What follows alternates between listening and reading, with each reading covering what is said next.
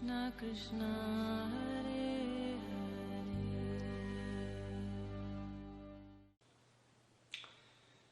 Self-inquiry, or inquiry into the self. What is this? Well, to start with, the seeker needs to have already a certain level of freedom, of silence, or else becomes something else that has nothing to do with self-inquiry. To begin with, the world as you perceive it, and this vision of the world, there is this normal vision of the world, that is that which is observed, you see? Separating it from the observer. But this world, let's refer to it as the observed and as the apparent observer, which is the body-mind complex. Let's restrict to the body inside of the scenario. So whatever this body is, there is the world. And this world is not an innocent thing. It's not something that has a lot of things to give you, as it is promising, that you can go to or not. And if you go, you are there, and if you don't go, the world is there with these things and you are here. It doesn't work this way. The world is the complete image, and it has nothing innocent about it. You see, because of these ideas that you have an amount of time, you need to be happy, and there's no time for this, and happiness comes from circumstances, from the world. So it's very difficult not to engage. And there's this belief that the world will give you something. So then you look at spiritual laws, the understanding of God and all of these things. And with these beliefs on your mind that this is real and it has something for you, it is very difficult to find sense in it, real sense. And complaining, it's unavoidable. But the only goal that this really has is to play this game of knowing who you are. And in this game, it is there to provoke, to make you believe in its own existence, to distract you from yourself. See? So as your attention moves towards this world, expanding infinitely, distraction, illusion persists. As attention removes, and we'll go to this place, illusion starts dissolving. Not without a fight, of course. So, whatever you're seeing, whatever is being observed, it is there for the purpose of distracting you. Nothing else. And it is tailor-made. It will distract you as it touches you in your particular ways.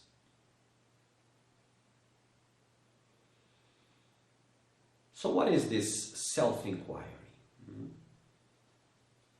Who am I? So you say in normal language is quite revealing. You say, my body, my feelings, my mind, my thoughts, my soul, my God, everything is mine. So from this, there are certain things that are already clear to you and you don't even notice most of the time. Well, some of you do. So at least this means for sure that if it is my body, well, I and the body is different. It is mine, so I'm not the body. So if it is my thoughts, I'm not the thought. It is mine, I am previously to that. If it are my feelings, well, this is mine also, so I'm not the feelings. I'm not the soul because it is mine. I'm not God because it is mine.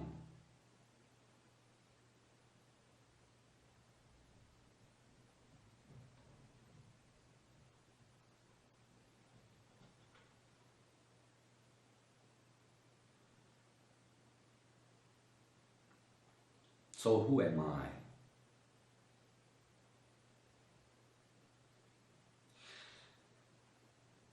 If you abstract from this world, which is a distraction,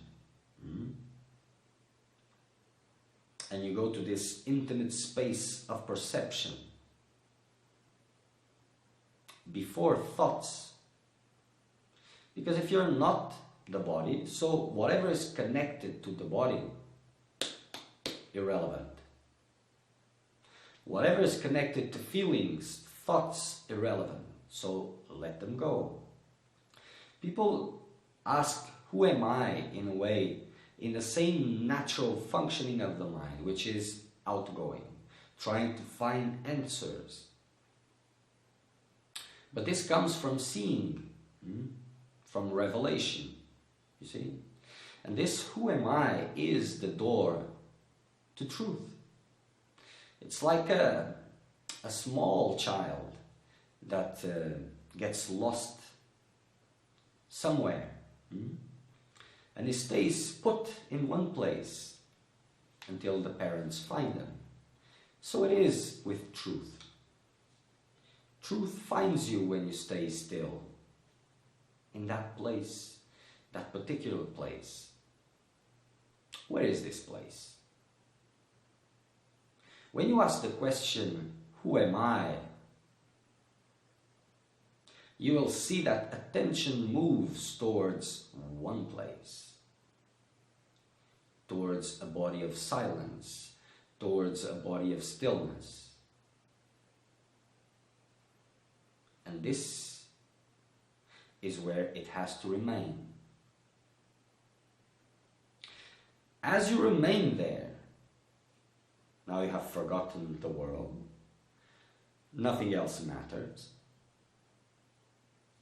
and you're staying in this body of silence, where attention has moved as you ask the question, or just saying I, it moves to that place of silence, of stillness, that body of silence. And it has many names, it doesn't matter. And you stay there. As you're there, impressions will arise, emotions, sensations, feelings, thoughts, so that attention moves in their direction. You see, the world, the gross part of the world, is just an extension of this subtle part in this intimate space. And this is why those who practice meditation close their eyes. See? To remain their attention where it is really important, where the game is. Because if your attention is in this gross part, you're not seeing anything.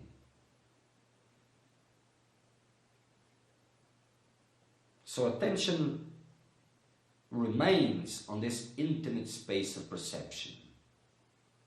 You see? If you remain silent, I want no thoughts, no sensations, nothing. You will be able to stay in this for just a little bit. And you will see immediately thoughts arising.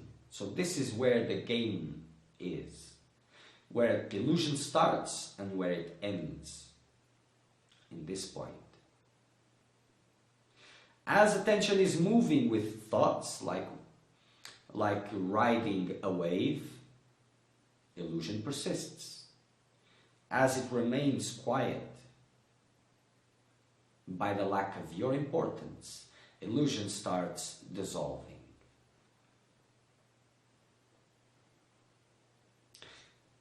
All the noise, and I will explain this later. All the noise which is there, sensations, feelings, emotions are strong ones, thoughts, all of this that has a power holding the convictions that you are the body and the world is real as it is, all of this arises as you remain in that silence, in that stillness. Trying to take you out from there. The world will make threats after threats after threats, threatening you with everything which is dear to you, all the things you don't dare to touch. It will try to scare you the most. If you succumb, then, well, that part you know already. If you don't, this one is what you're looking for.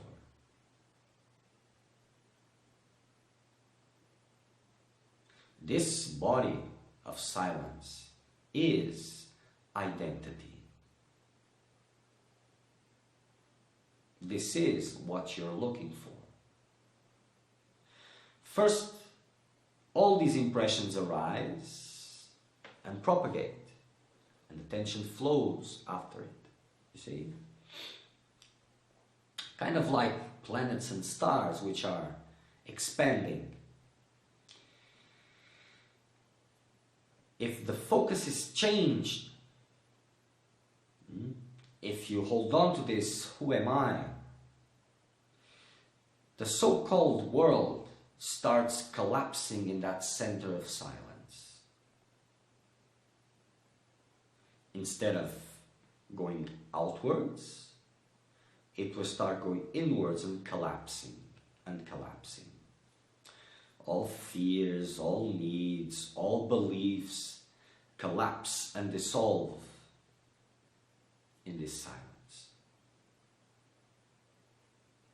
Without any importance being given to them.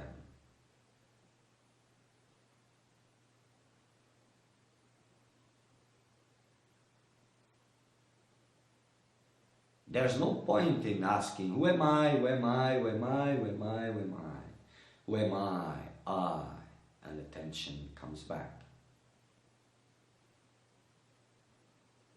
If the eyes are open and the gross world is being observed, stillness remains.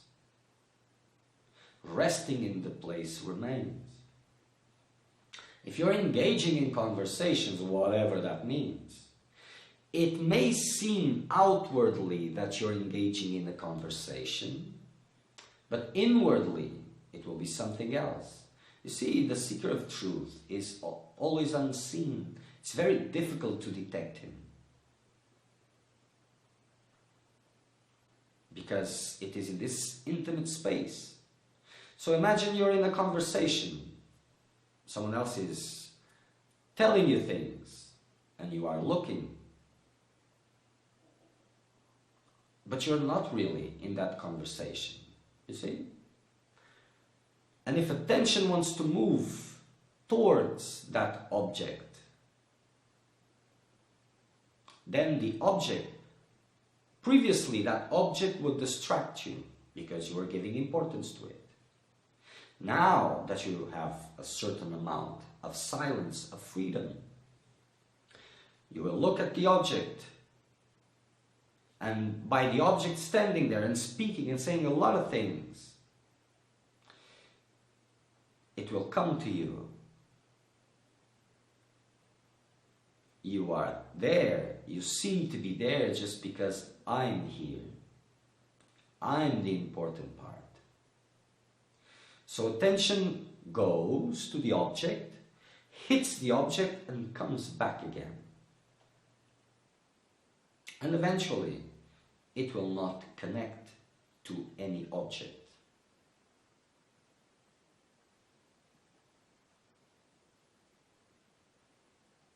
As any importance is being given, as anything, because this is automatic until it stops being automatic.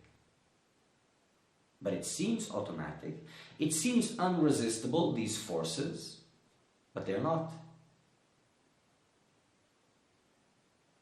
You just have to be persistent. And previously got a lot of beliefs, a lot of things. We will go there to this later. So before the world was entertaining you, now that you know one or two things, it will help you. You will use it as playing squash, like a wall. You see, you hit the ball against the ball comes back to you. The ball is your attention. And the more it is possible, the more you will remain at this silence. And all these impressions that would take you again and again and again and again will collapse in this body of silence, of identity.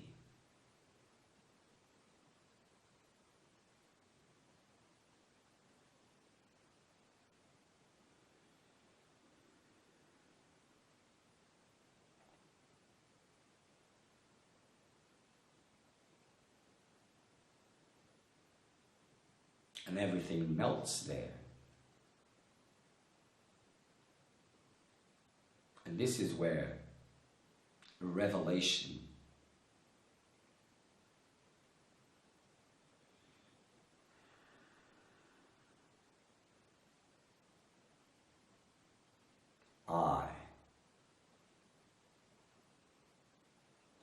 attention goes to that sacred place and remains, no matter what. Storms will come because this is the part of the world. You see? All of you have seen this in small amounts, other in an intense way. The more you test it really, the more you will see. The more you comply. This awareness that seekers talk about, that, stay in the now. The now means for them, it's what's happening now. Be aware of what's happening now, and don't interfere or go with the flow. If you're going to the slaughterhouse, makes no difference if your eyes are closed or open. You're going to the slaughterhouse and you're going to be butchered. If you're aware of it or not, it doesn't make a difference in the end game. So it is the same. Now, awareness is this place, this body of silence, of identity. And this is where you stay. For the majority of you that are doing this, there's nothing here. There's nothing here because the beliefs that everything is there in the world are much stronger, you see? And this here is not a product of belief. If you turn this into a belief, well, the only use it has is if you're remaining here.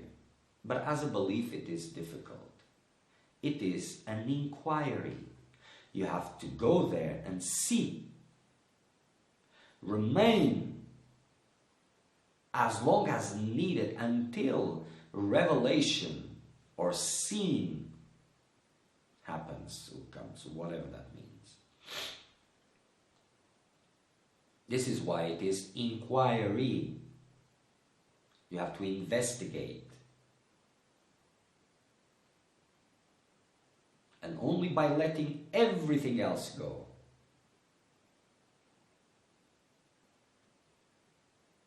who am I?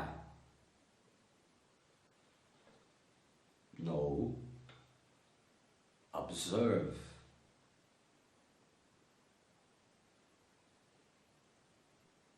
Observe. Where attention moves as you ask the question. This is the purpose of the question, for attention to move. And as you're there, remain there. And by the lack of your attention, of the importance, the world starts dissolving, not without a fight, like I was saying before.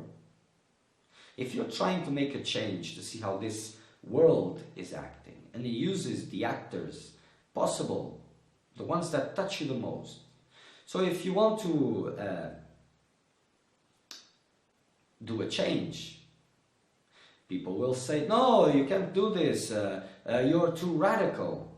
Radical is, and because of others, everybody wants to follow the middle path. This is naive. You are all radicals. Everybody is a radical to someone. But if these objects, if these someones are dear, well, understand this. Firstly,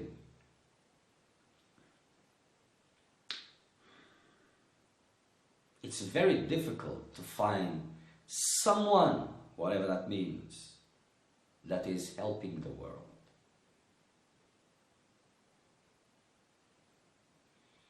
This helping the world settles in a lot of beliefs, but deep down, this is about your needs with the world.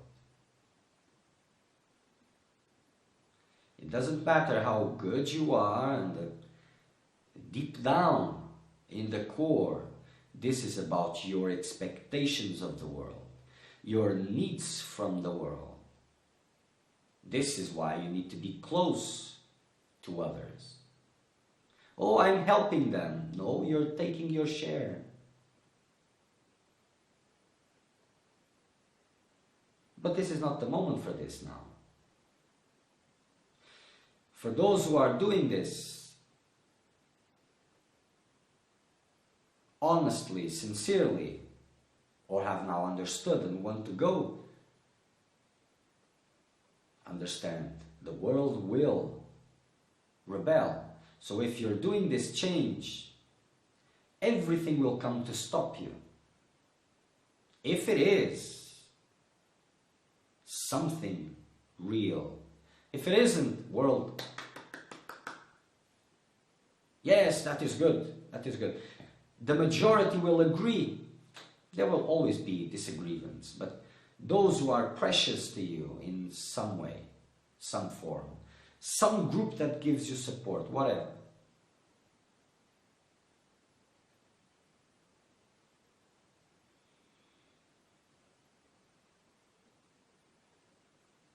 Eventually, the more you come closer, the more you become freer, the more intense the world will come at you to bring you back, to take you back. And it is in this intimate space that everything happens. Not there, here. All these, how do you say this in English?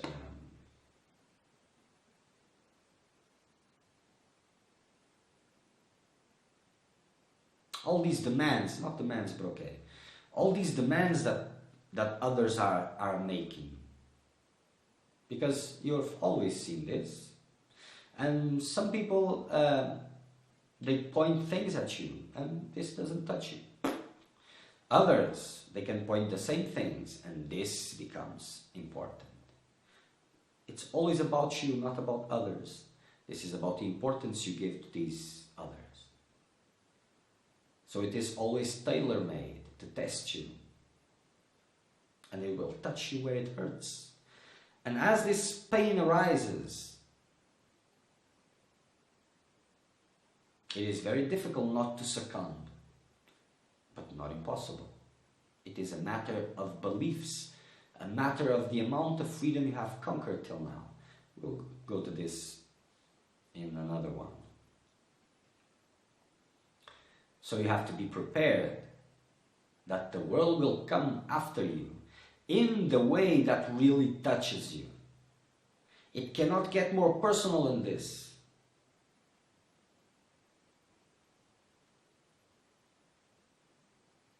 So whatever beliefs you hold dear, they will knock you out.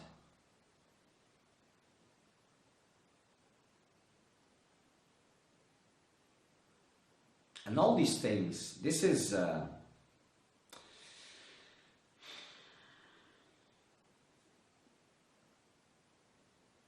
this waits.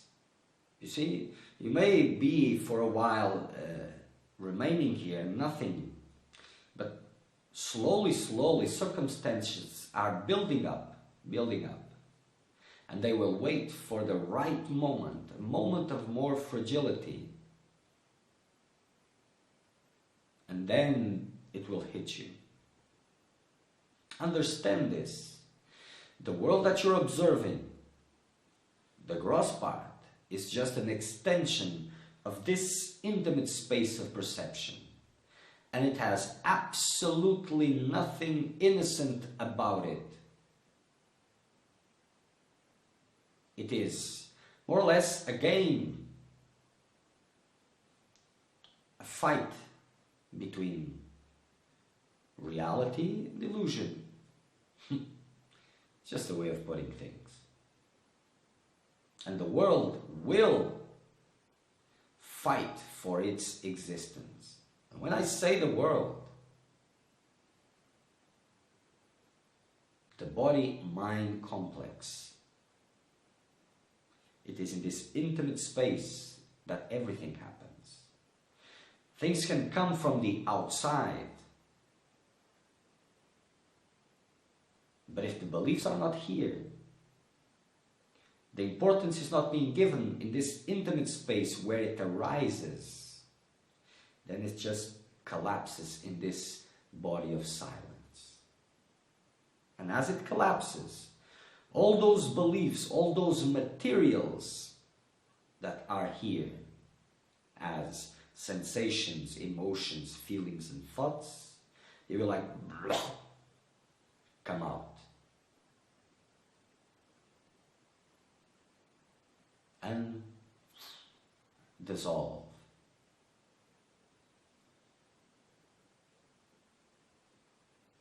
Like a magnet. You see?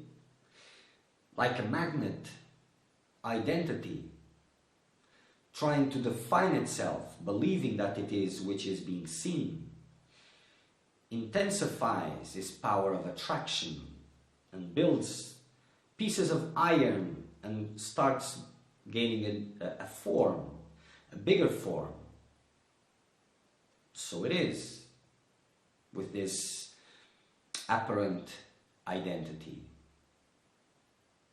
So the normal seeker is built on inputs by this need of definition, based on the wrong perception that I am the body, so I have to define myself through the body.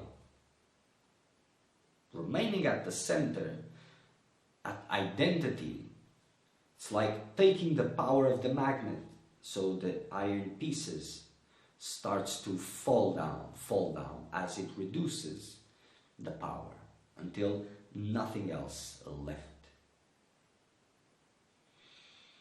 Nothing else.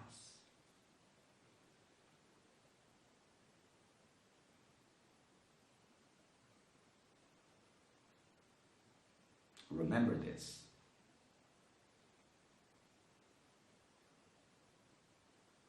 Identity, who am I, staying in the now.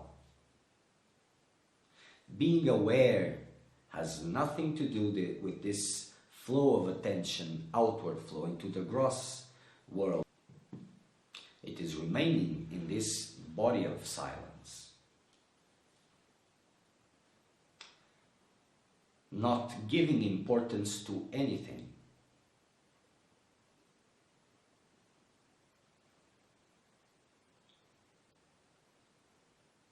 Fire will start arising. This creates so much fire that burns all these beliefs to the ground. And this is not metaphorically. It is fire, intense fire.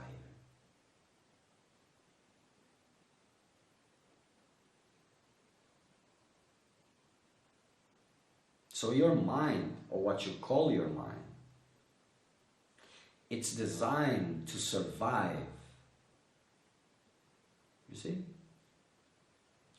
So it will pick up the spiritual teachings and transform it in something that can, you see? Everything can be used in this way. So this is why I'm always pushing this. Seekers of truth, seekers of well-being. Because they are opposite in nature, in understanding. And the biggest part of the quest, whatever that means, is to become a seeker of truth. The rest is easy.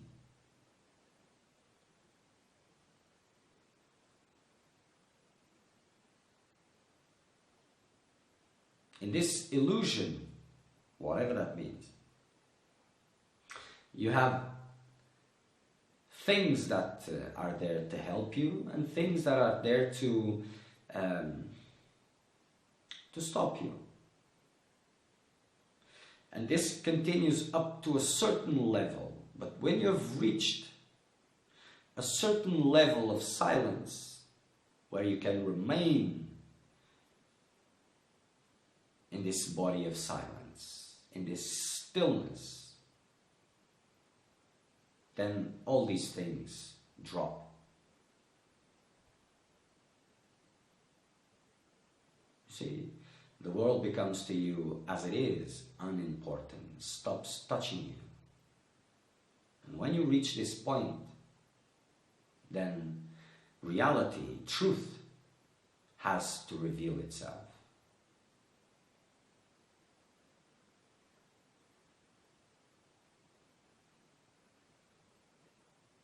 Not by force,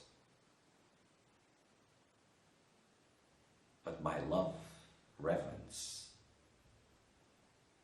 towards you.